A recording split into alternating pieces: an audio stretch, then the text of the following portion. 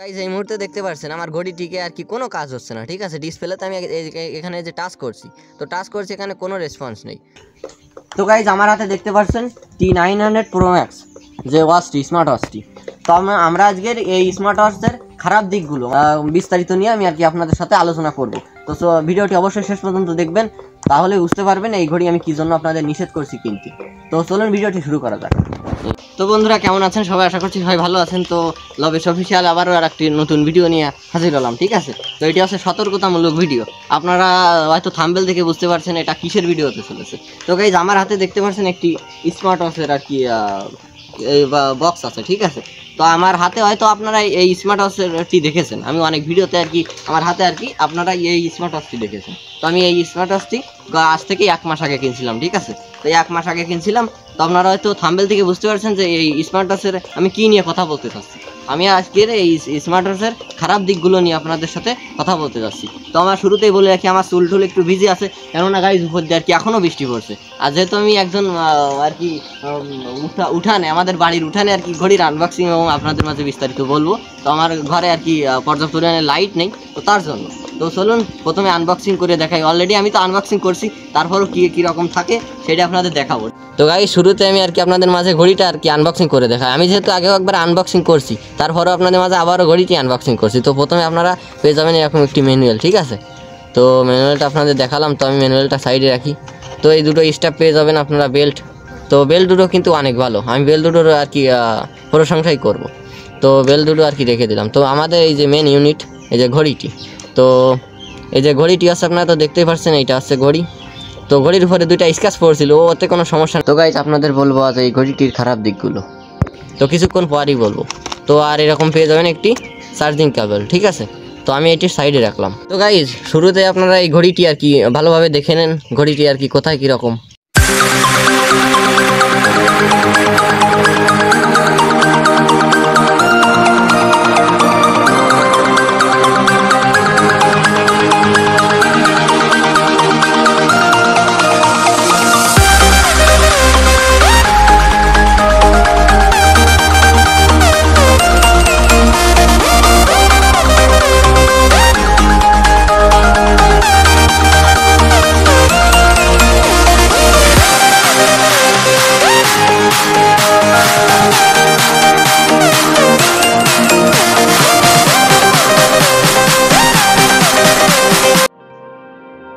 তো গাইজ আমি শুরুতেই ঘড়িটিকে অন করব। তো গাইজ দেখতে পাচ্ছেন অন হওয়ার সময় আর কি এরকম একটা ইন্টারফেস শো করে। তো আমি আর কি প্রথমে একটু ঢুকবো, ঠিক আছে, ঘড়ির ভিতর। তো আমি ঘড়ির অ্যাপসে যাচ্ছি। তো এখানে দেখতে পাচ্ছেন টাচ রেসপন্সিবল এখন খুবই ভালো, কিন্তু একটু পরে আর কি কোনো কাজ করবে না, ঠিক আছে। মানে ডিসপ্লেতে আর কি কোনো কাজ করবে না। তো আমি ততক্ষণে অন্য কারণ আর কি আপনাদের দেখাই। তো আমি প্রথমে ডায়াল অপশনে গেলাম।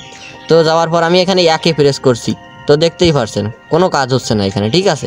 তো আমি 1-এর নিচে যে 4-ই প্রেস করছি 4-এ। তো আমি এখানে একটু 4-এ প্রেস করে দেখাই। তো এখন কিন্তু কাজ হচ্ছে। তো এইবার আমি এখানে প্লাস আইকনে চাপ দেবো, মানে প্লাস আর কি এই জায়গা উঠাবো। তো প্লাস উঠানোর জন্য আমাদের ওর উপর মানে শূন্যের উপরে আর কি চেপে ধরে রাখতে হবে। তো আমি এখন চেপে ধরে রাখলাম।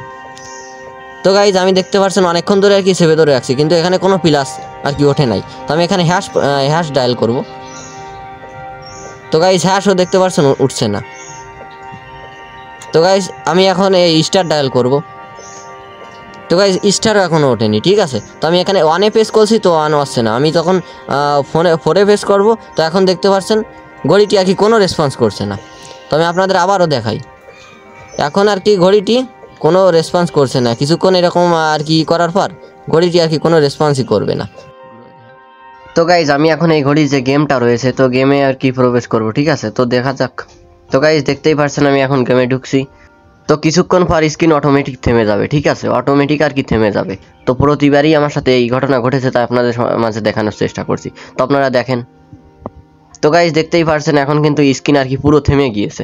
তো এই প্রবলেমটা কিন্তু হবেই গাইজ, আমার সাথে না শুধু আমার বন্ধুর সাথেও হয়েছে এটা, তার জন্য আপনাদের মাঝে শেয়ার করা। তো গাইজ পরবর্তী ভিডিওতে এই ঘড়ির ভালো দিকগুলো নিয়ে আলোচনা করব আপনাদের সাথে। তো গাইজ এই সমস্যাটার সমাধান হচ্ছে গাইজ ঘড়িটি বন্ধ করতে হবে, তারপরে অন করতে হবে, তারপর আর কি ঠিক হয়ে যাবে, ঠিক আছে। তো দেখতে পাচ্ছেন ঘড়িটি এখন অটোমেটিকই আর কি রিসেট নিয়ে নিয়েছে, ঠিক আছে।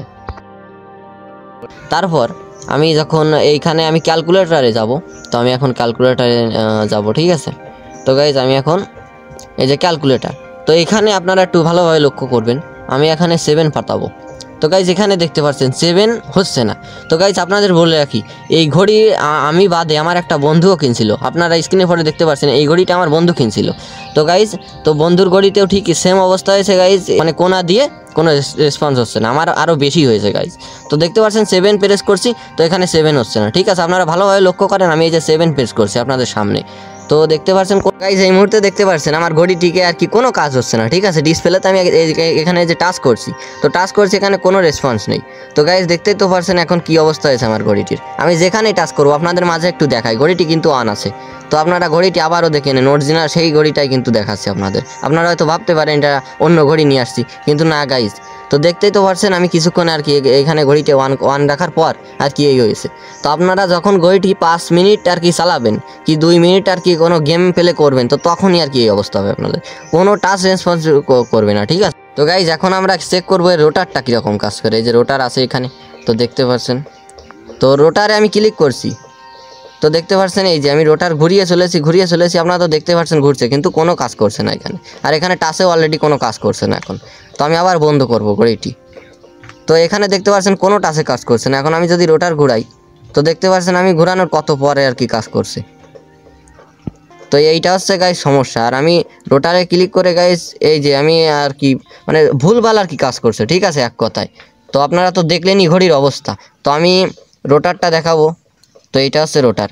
তো গাইজ আমি আর কি ঘড়িটা কিনছিলাম, তো আপনারা তো জানেনই সবার আর কি ইচ্ছা থাকে, আমার হয়তো অতটাও টাকা নাই। তো আমি এই ঘড়িটা কিনছিলাম এমনি ব্যবহারের জন্য, ঠিক আছে। তো আপনাদের মাঝে শেয়ার করলাম যে আমার ঘড়িটি আমি কিনে আর কি কীরকম ধোকা খাইছি, তো আপনাদের মাঝে এটা আর কি শেয়ার করলাম। ঘড়িটির নাম তো আপনাদের শুরুতেই বলছি, ঠিক আছে। তো শুরুতে আমি আর কি আপনাদের ঘড়িটির নাম বলছি, তো এই ঘড়িটি, ঠিক আছে। তো এই ঘড়িটার যে ওয়ালপেপারটা আপনারা দেখতে পাচ্ছেন এখন কোনো কাজ করছে না, তো দেখতে পাচ্ছেন এখন আর কি কোনো রেসপন্স নেই, ঠিক আছে। এই যে উল্টো পাল্টা কাজ করছে। যে গাইজ এই ঘড়িটি যারা কিনার চিন্তাভাবনা নিচ্ছিলেন, কিংবা যারা এই ঘড়িটি কেনার সিদ্ধান্ত নিয়েছেন, আশা করি গাইজ আপনারা অনেক উপকৃত হয়েছেন আমার এই ভিডিওটি দেখে। তো গাইজ এখন আপনারাই ভাবেন যে আপনাদের এই ঘড়িটি নেওয়া উচিত হবে কিনা, মানে এই ঘড়ি খুলে দেখবো এর ভিতর কি আছে, তাহলে অবশ্যই তা নিয়ে একটা ভিডিও আর কি আসবে, ঠিক আছে। তো আশা করি খুব শীঘ্রই এই ঘড়ি খোলার একটা ভিডিও আপনাদের মাঝে শেয়ার করতে পারবো। তো সবাই লবেশ অফিসিয়ালের সাথেই থাকবেন। তো গাইজ এতক্ষণ সাথে থাকার জন্য আপনাদের অসংখ্য ধন্যবাদ। আপনারা তো দেখেই নিলেন যে এই ঘড়িটি T900 Pro Max, এই ঘড়ি কি খারাপ দিক রয়েছে। তো আপনাদের যদি এই ভিডিও থেকে একটু উপকার হয়ে থাকে, তাহলে অবশ্যই একটি কমেন্ট করে যাবেন, এবং আমার ভিডিওগুলো ভালো লাগলে অবশ্যই চ্যানেলটিকে সাবস্ক্রাইব করতে ভুলবেন না। আর আপনারা এরকম ভিডিও যদি চান, তাহলে অবশ্যই কমেন্টে সেটি জানিয়ে যাবেন যে আপনারা এরকম টেক জাতীয় ভিডিও চান কিনা। তাহলে দেখা হচ্ছে পরবর্তী ভিডিওতে, ততক্ষণের জন্য বাই বাই, টাটা গাইজ।